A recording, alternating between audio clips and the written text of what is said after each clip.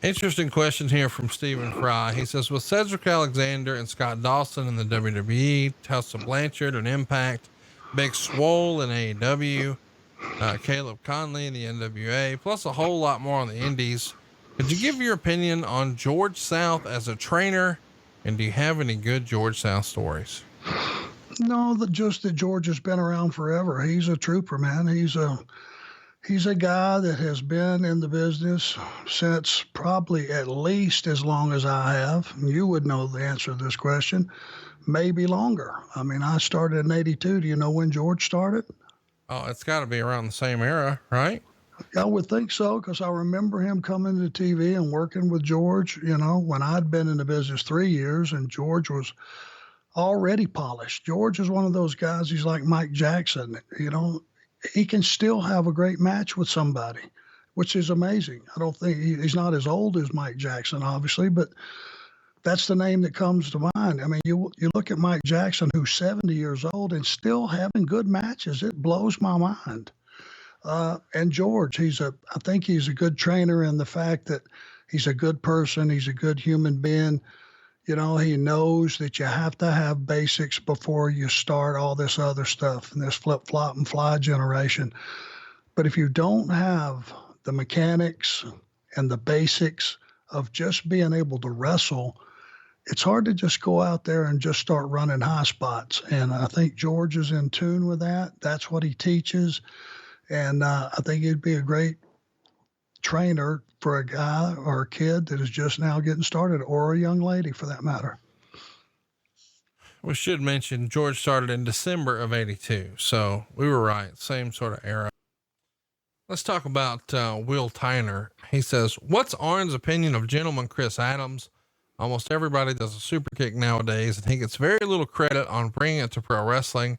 I never understood why he didn't reach WCW until 1997, when he could have been a big star for Crockett in the 80s.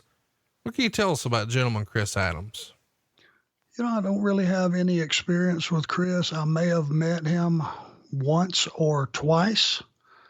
Never was near a match with him or anything like that. I did watch him on the Dallas television, obviously with the Von Erichs, and he had a very prominent role there. In those days, baby faces that got over strong could stay in a territory for a long, long time. And I'm pretty sure he spent most of his career in Dallas working with the Von Erichs and all the angles that they shot off of that. But the one thing I did appreciate was that super kick looked legit, was legit, and he made it legit. It wasn't something that you kick a guy in the chin with and it just stands him up. That was it. Decapitation, match over.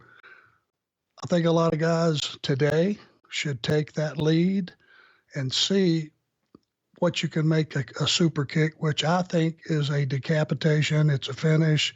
When it's done right, that should be the end of the road, but make it a bigger move. Let's talk about Gary Blind's question. He writes in, when you watch a wrestler for the first time, what are you looking for?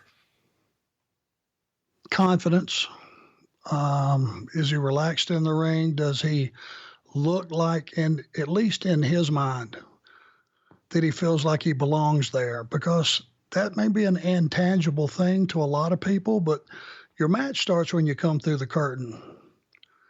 That's where your match actually starts. And I can tell, looking at a guy, what's going on in his head. Is he winning? Is he losing? Is he comfortable in his own skin? Is he comfortable being on television?